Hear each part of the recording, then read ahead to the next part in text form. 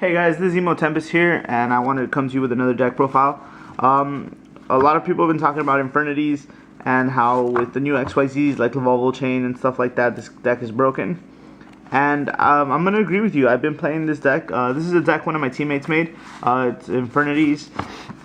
I got first place with it a week ago or something like that on locals. I fought fire. The only thing I didn't fight, I'm not gonna lie, was water. But it was pretty tough, all things considered. This deck has really great comeback potential, as well as nonsense, like very first turn Shien kind of stuff. It resembles Samurais in that sense, where it can just lock down your opponent in a turn or so. But yeah, let's get to the deck, I guess. The first things that I want to talk about is 3 Infernity Archfiend. Infernity Archfiend is like the heart and soul of the deck. You need to play it at triple. When you special him with no cards in your hand, you can search your deck for any Infernity card. Very useful, like I said, helps you get whatever you need. Then triple Infernity Necromancer lets you special summon any Infernity except himself from the graveyard. So pretty much Archfiend and Avenger. 2 Mirage, you contribute this card to special 2 Infernities from the grave, Necromancer and Archfiend. This works under, Skill Drain and Fiendish, so just to let you know. And then 1 Avenger. I love his effect. He helps you, I guess if you have a monster in defense mode and you manage to foolish him or he's in the grave, he helps stop OTKs a lot. I really love that, like let's say I put a Stygian in defense or something and then he's in the grave, he'll special, he'll block 2 attacks and then he's fine. Or he'll set up for next turn when he comes out. I want to bump this up to 2. Like I said, this is not my deck. This is one of my teammates that he just hasn't been able to play, so I've been playing it.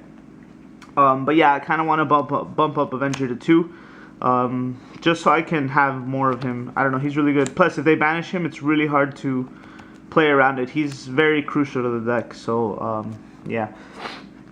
2 Stygian Street Patrol lets you banish this card from the graveyard to special summon any fiend from your hand with I believe it's 2,000 or less attack, which is pretty much everybody in the deck.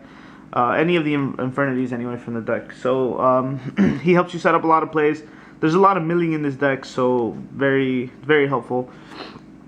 The 2 warriors you need is 1 Grepher and 1 Armageddon.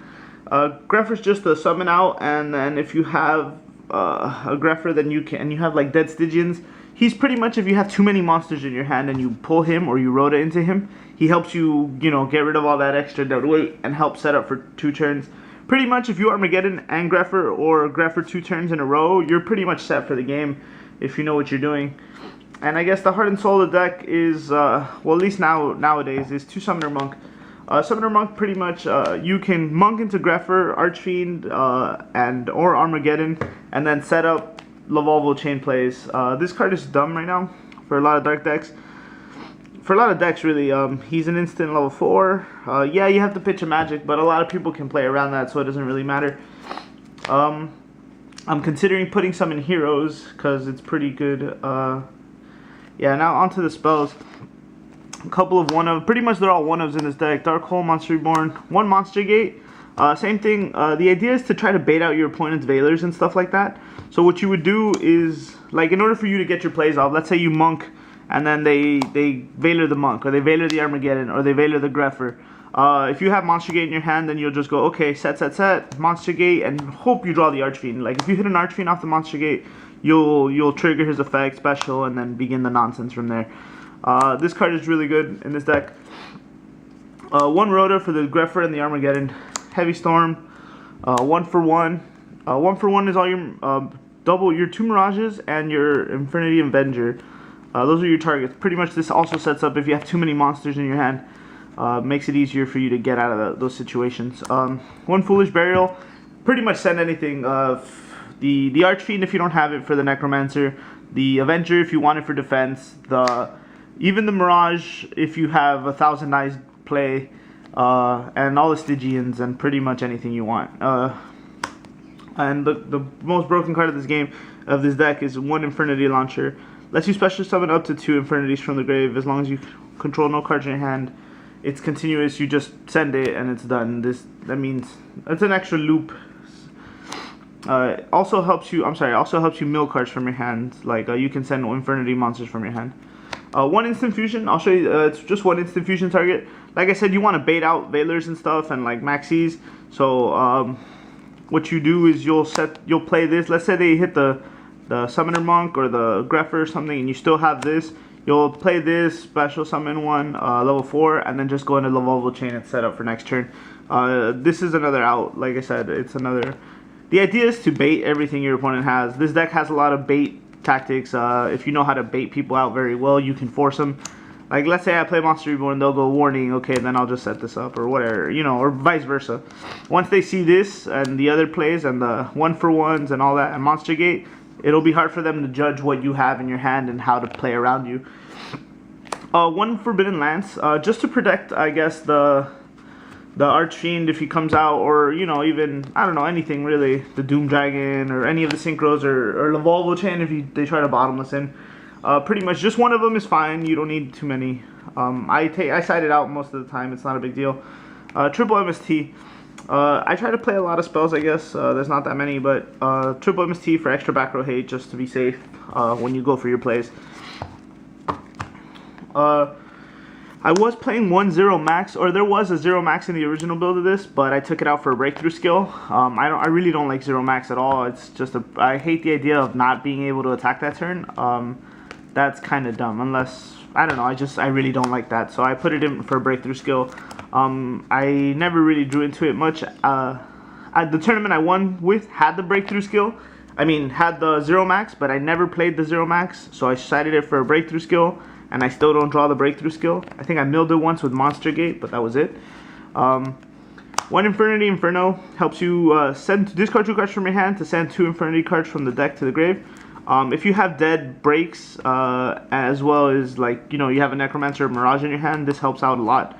You usually side this out as well, and no more than one, it's too cloggy. The Solemn Duo, 2 bottomless. Infernity Break, like I said, if you have dead Infernity Breaks, you can Inferno for those. This is just like a Regeki Break, I guess, but you banish 1 Infernity card from the grave. So, and banishing monsters is okay, I guess, if you because you do have Necromancer plays, lets you go into Leviair. You do have rank 3 plays. I'm sorry, it was 3 Infernity Break, and of course the most broken card in the game in this deck is triple Infernity Barrier. This is a Solemn Judgment as well as a Divine Wrath. It's pretty much, you know, it's nonsense, this card. Yeah, it does have conditions. You have to have one in face-up attack position and no cards in your hand, but that's pretty easy with this deck. Now really quick, let me show you guys the extra and the side. I disagree with the side, some of the side choices, but whatever. The one instant fusion target is Carbonala. You have Leviair, Pablo Imperative, Cowboy, Maystroke, Abyss Dweller. A lot of these are ones you can just summon and use their effects, so long as they have, you know, monsters or whatever. The reason you do that is so you can send your Archfiend to the grave and then go for nonsense plays. Levolvo Chain, the heart and soul of his deck right now. I don't know about bumping. I don't know if putting it at 2 in his deck is useful or not, but it is helpful right now with 1. But yeah, this is really good. One Heroic Champion, because I play 2 warriors and because the one is Excalibur, Carbonala Warrior. It has happened for me before. You just summon him, they'll bait him, instant fusion, go in Excalibur, take, you know, 20 something off your life. So that's just why he's in there. One Diamond Direwolf, same thing. You'll pop him to pop something, and then you'll send your Archfiend to the grave. Proceed to do nonsense. And then the Synchros are Stardust, 1 Stygian Street Patrol, Infernity Doom Dragon, 1 Void Ogre, and 2,000 Eyes. 1,000 Eyes because, you know, if you play 2 Mirages or Necromancers, you can go nuts. And Void Ogre is really good. He's a Shien, and Infernity Doom Dragon is just nuts. Yeah, that's it pretty much for the deck, guys.